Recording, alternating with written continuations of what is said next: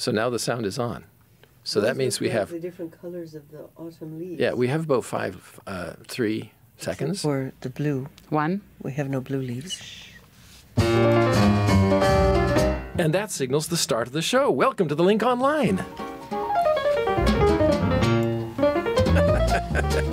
And we're here once again. I think we're on this camera this time. Oh, there we are. It's hard to see when your back is turned. Well, we have a great show lined up. We have, of course, regulars. Lynn Desjardins. He's only known me for 20 years right now. And I drop in now and then. I'm flummoxed because Carmel is here. Carmel Kilkenny joins us. And I was going to say Levon, but it's you're even much bloody down. You know, I don't know why much prettier than Levon. And we have Marie-Claude. Oh, now we're going to have sexist comments. Oh, Mark. Marie-Claude. What? Say hi. Oh, hi. And in the control room, laughing at this nonsense, is, of course, Chantal Saint-Sauveur. And the mysterious Pierre Dutil is not there. Oh, he's not there, I haven't seen him for a couple of days. He's probably gone golfing or something. Hopefully he doesn't have the virus that's going around Montreal. The beautiful weather. All right, on to the program. What do we have today, Lynn? I'll take a look at the level of threat to elections in Canada. Carmel? And I'll tell you why more people are drowning in the Great Lakes between Canada and the United States and what a dedicated group is doing about it. And Marie-Claude, you always have something interesting as well. Yes, I'll take you guys with me in Ganawagé, the Mohawk community near Montreal, in the Church of Kateritekakwita. Oh, yes. All right, and I'll have a Canadian tech expert who's warning of the rise of a new internet problem. Not fake news, but fake fact-checking sites. That's coming up on the Link Online. Well, Lynn, we're going to start with you. And speaking of meddling on the internet, you've been talking, well, people have been talking a lot about Russian meddling in the U.S. elections. And Canada has, of course, its federal election coming up in June of next year. And that's only, Sorry, but that, because it was October. I thought it was October. October. Anyway, okay. It's next year. The campaign, I guess the real campaign starts in June. Sorry, that's my. But it's a year away. The campaign is underway, actually. Well, actually, in a way, it is. Yeah, but that there are concerns about all this potential meddling in the election, and that's something that you've been looking into. That's right, Mark. It seems there is less concern about the actual election process in Canada for reasons that you'll see in a second, but there are more concerns about the campaign itself. So for details, I reached Alexander Essex. He's an assistant professor of software engineering at Western University in Ontario. Well, the good news is, at the federal level at least, the cyber threats are actually fairly low to the voting system itself. The reason is that we, at the federal level, use a hand-counted paper ballot. So there's not really that cyber conduit for a remote state-level attacker to sort of reach inside and start trying to change results. The main way that we are vulnerable is sort of indirectly through the candidates and politicians and the media and social media. What do you mean? As we've seen in other countries around the world, such as in the Ukraine and in the United States, there are actual efforts, you can call them disinformation campaigns, that are targeting influencing people's sentiment through careful publication of essentially disinformation and fake facts about what's happening in the election, strategically to affect people's positions and opinions. What's the Canadian government trying to do to keep things secure? Well, there's only so much they can do. Obviously, they can work with social media outlets like Facebook and Twitter to try to encourage them to detect these types of campaigns. And, of course, there are intelligence agencies, both private and in the government, that are on the lookout for these kind of campaigns. But I really think that the thing that needs to be done is really within ourselves as voters to maybe take a little bit more time to sort of vet the articles that we're reposting. What kinds of things can people do? What should they look for?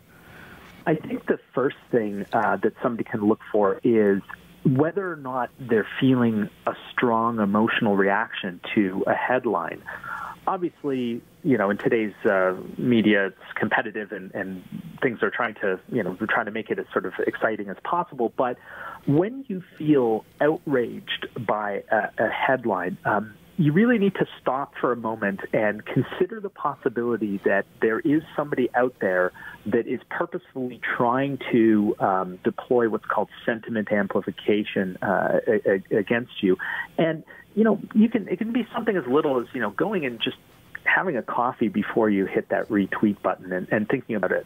And if it's from a media outlet maybe that you've never heard of before, if you maybe could just find a similar story elsewhere to kind of cross-set it. We all really have a responsibility to our friends and family on Facebook and Twitter to take a moment to think about what it is that we are reposting and try to maybe kind of do it in a more rational, kind of calm way. Well, Alexander Essex went on to say there's increasing pressure on jurisdictions to use electronic and online voting. And in fact, I think at least one municipal election in Ontario last week did use electronic voting. Essex himself is against it. And he says, as you heard him say, that paper ballots are much more reliable. And he uses the old colloquialism, if it ain't broke, don't fix it. The Communications Security Establishment, which is Canada's electronic spy agency, agrees with him in that they think it's politicians, political parties, and the media which face cyber threats.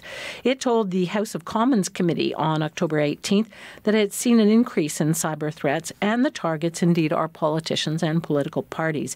The activity involves the use of fake accounts and on social media to amplify these messages. So the spy agency has held talks with political parties on how they can shield themselves against cyber threats, and it also offers other advice on its website. And the Canadian government has set up a special agency to specifically look at cybersecurity, and it expects to issue a report on potential threats to next year's federal election next year. All right. And of course, coming up in just a moment, we'll have a little bit more on this same sort of subject about electronic disinformation.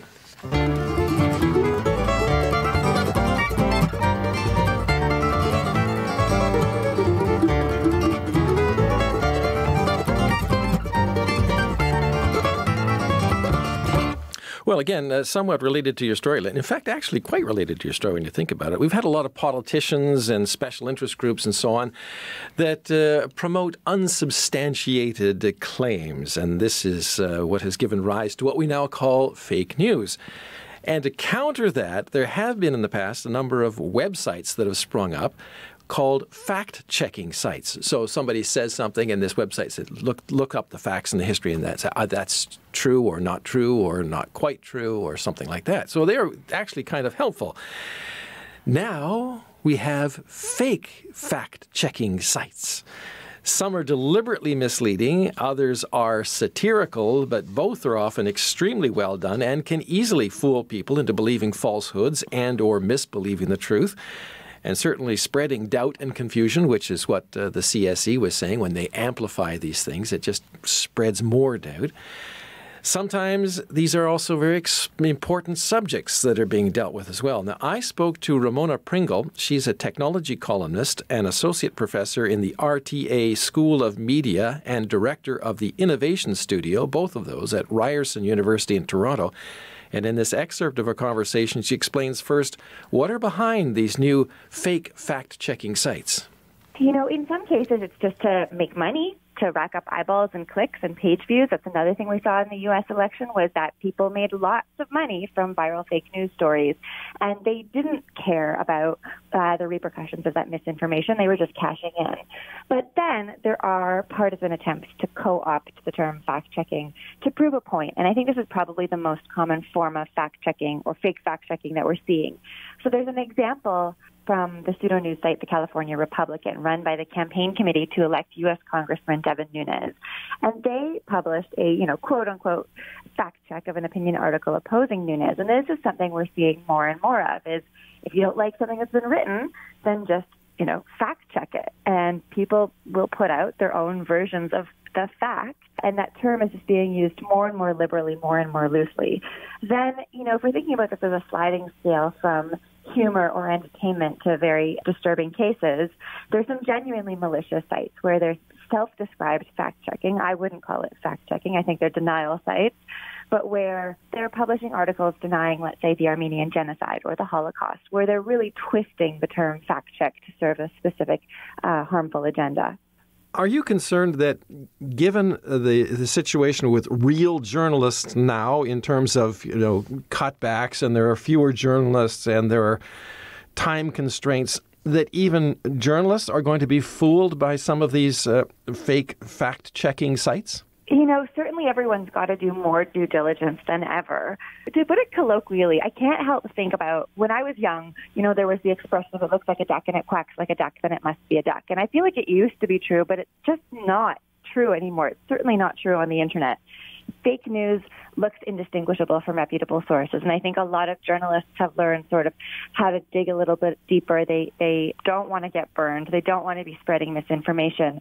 But this new crop of fake fact-checkers are potentially even harder to discern because they're presented as supposedly exposing the fake news or misinformation.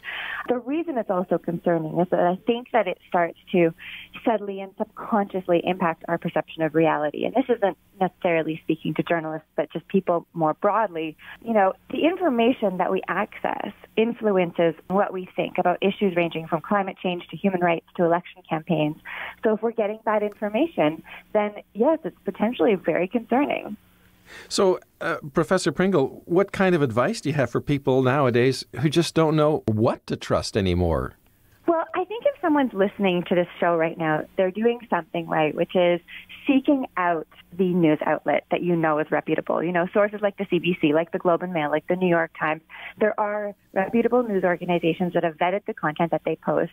And if you seek them out by going to their website, by listening to their broadcast, as opposed to, if you're on Google or getting news through social media feeds, you're going to be getting a mix of content. And what's concerning there is sometimes you have something very reputable besides something that is completely fake news, and that proximity almost lends legitimacy to the false information. I think we need to be less the information we come across online. And that was Ramona Pringle, technology columnist and associate professor in the School of Media and director of the Innovation Studio, both at Ryerson University in Toronto. The full interview is in the highlights section. And one of the things that came across in both our stories about this spreading of false information, a lot of times through social media, people will get something, they'll get a news article or, a supposed news article, whatever, and they'll say, oh, that's interesting. They'll read the headline only and share it. And then share it. 60% of people never read the story before they pass it on to somebody else. That's astonishing. Wow. 60%, yeah. And no, that doesn't surprise me. Not a bit. But, have you ever used those fact-checking sites? Nope. I did. Yeah? I mean, the real ones, not the fake ones. Yeah, the real ones. Yeah, and they're usually very well. I was satisfied with the information I got. Well, because a lot of times people will send you cute things, or they'll send you things about a certain situation that has a political overtone. And it's not related to my news job at all, but, you get that in your personal email, and I say, that doesn't sound right to me, or really? Is that true?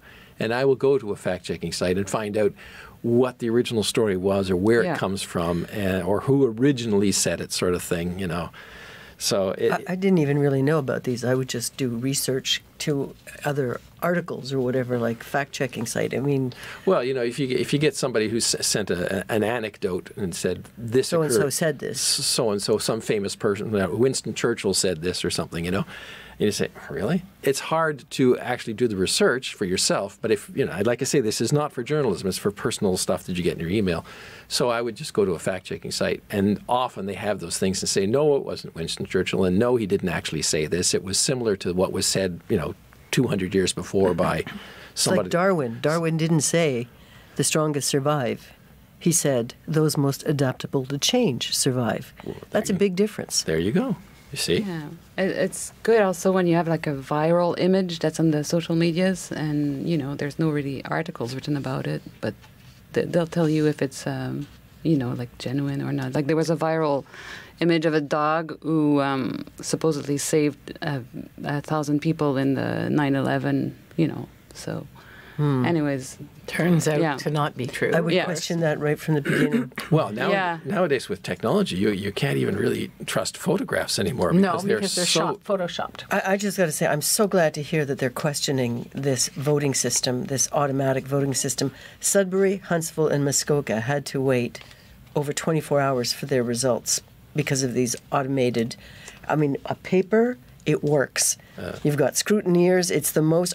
Anybody who thinks that a machine cannot be tampered with and altered, where are they coming from? Like, if we go to those voting systems, and the election system in the United States is it's like bingo. I mean, all those different states, all those different systems. Whose brother-in-law has the company, and what donor gets the contract? You'd think in this day and age, when something as serious as a vote, they would understand how easy it is with all the incidents of major corporations with all their firewalls and protection and geeks working behind the scenes to protect them and so on and so forth. They still get hacked. Like Yahoo got hacked. I mean, Microsoft This is what we know now. And when you consider the so-called greatest democracy of the world runs their elections in this manner, it's astounding to me. But that's another subject. Speaking of another subject, Carmen, we're going to talk about your subject coming up. And it's a pretty serious one as well. The drownings in the Great Lakes. That's coming up.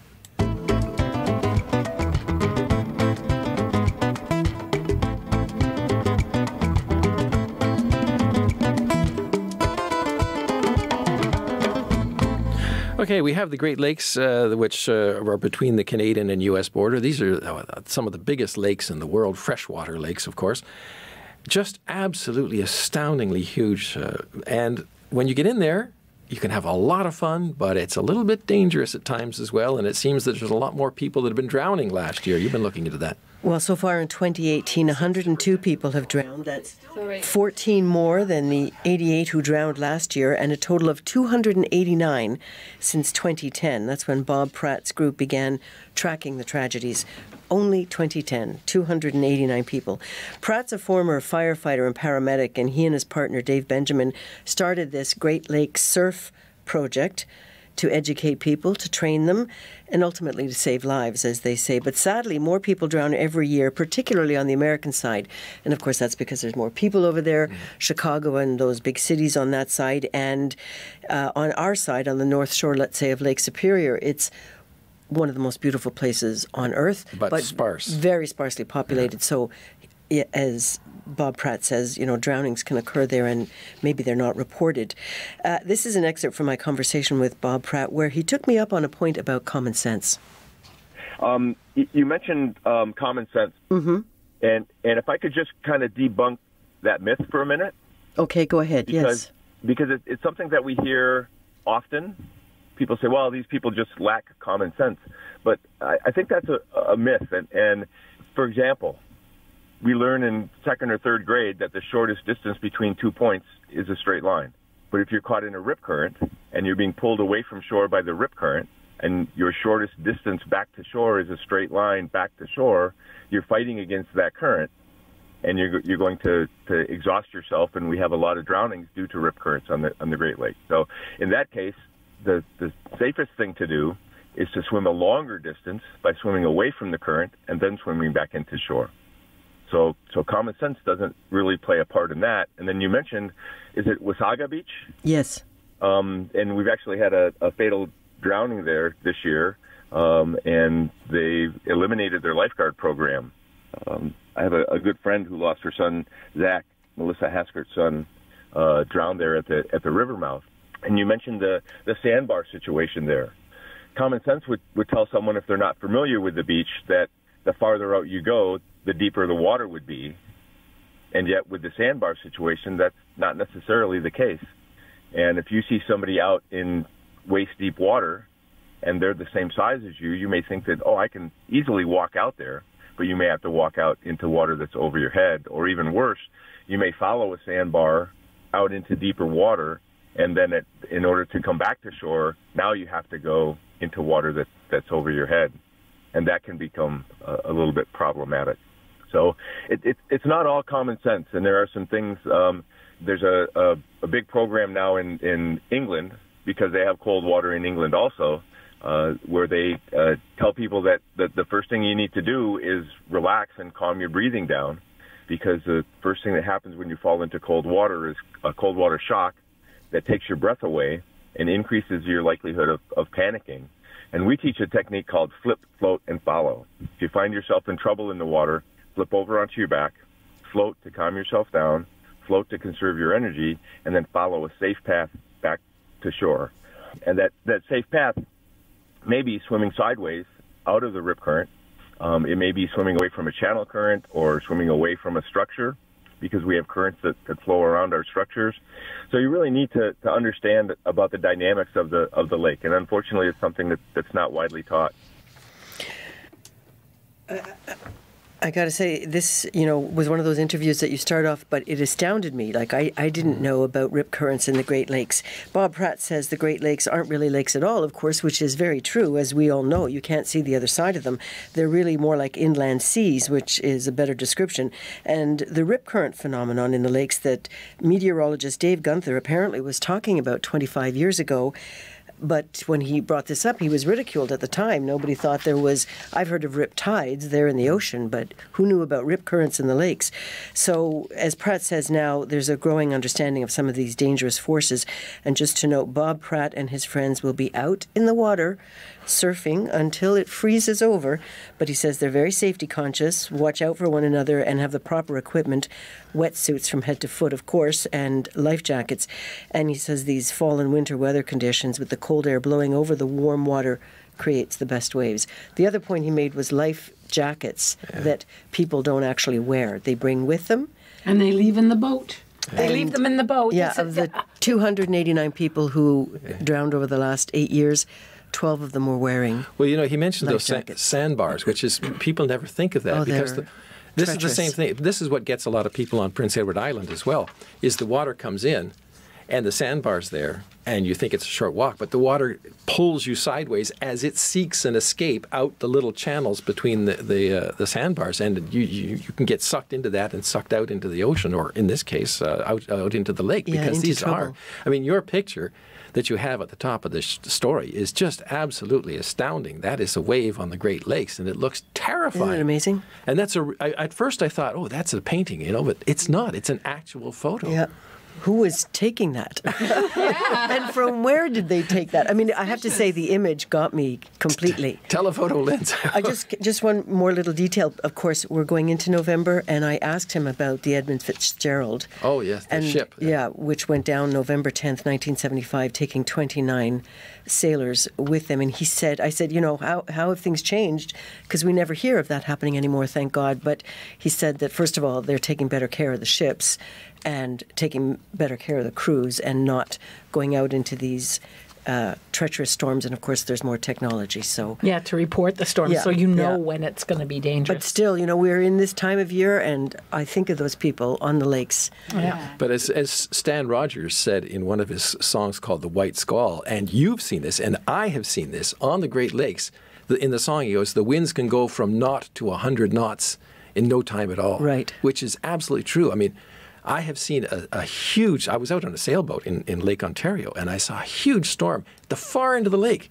I thought, we've got lots of time. In minutes, it blew the sailboat completely over on its side. It's just incredible. Yeah, sailing, that's another terrifying thing. I'm surprised there aren't a lot more mishaps around sailing, having done it this year for the first time.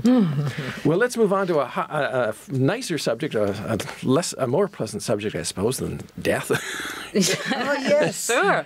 Marie-Claude, it's your turn. Yes. Well, maybe you didn't know, and I'm sure you didn't because we haven't really spoken about it yet, but RCI is part of a photographic project with other international radios, and we're doing like soundscapes with image of various places in our respective countries. I'll tell you more about that when it's more official, but anyways, I was in charge of taking pictures in a church in Canada. So I picked Tekari Tekakwitha Sanctuary in Ganawage. Ganawage is a Mohawk community near Montreal. Indigenous community. Well, yeah, the Mohawks are First Nation. Yeah, you're right.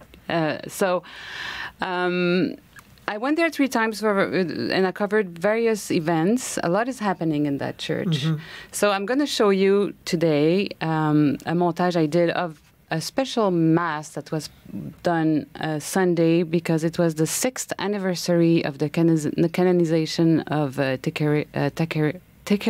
Tekakwitha, who's the first Mohawk and indigenous from North America anyways, saint of the Catholic Church, and the Mohawk people from the church are very proud of it. They prepared a lot for this. I just want to mention that all the songs they sing is in Mohawk. The Lord's Prayer is in Mohawk. And actually the choir there exists for 130 years, and they've always sung in Mohawk. So here we go. Wait, let me put the sound. It was a very nice day you were there. The independence of the Mohawk nation. That means the Holy House in Mohawk. It's a joy really, and also an honor for me to celebrate this anniversary, 6 years like today, October 21st, in St. Peter's Square, our dear Catholic. It's a beautiful church. Which was proclaimed a saint of the Catholic Church.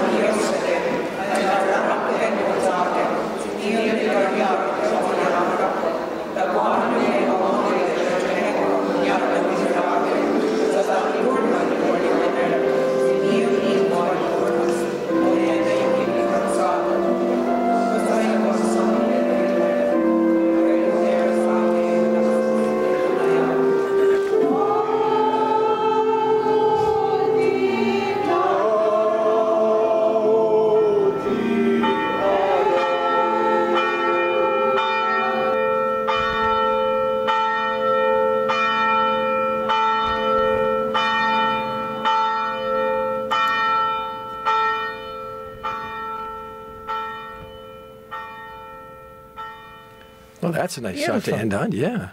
So that was it. Very beautiful. Lovely job. Yeah. So what's going to happen? This is part of this international project. What's going to happen? And other people in our team and the webmasters are doing other themes than the church. There's going to be the La Gare, how do you say that? The train station? Train station. Yeah, and the soccer field, and what else? The public market, yeah.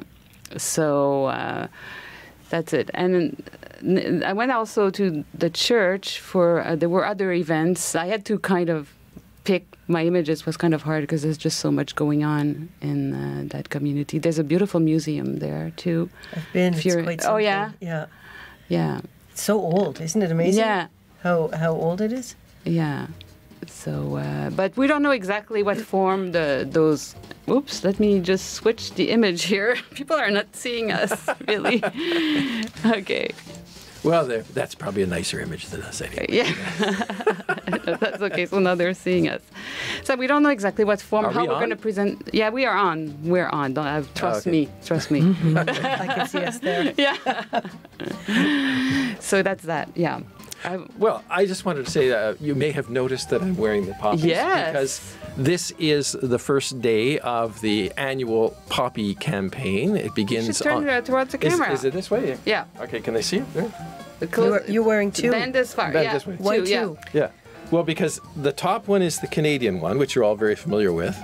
And the British one is a gift from Peter Ashcroft in England, who Peter. sends these Thank you. across. That's lovely. And it's, as you can see, it's a little different. Yes, it is. Ours is sort of plasticized in a way and held on by a straight pin, which... We used to have the little green center a long time ago. Do you remember that? Yeah, they changed that, yeah.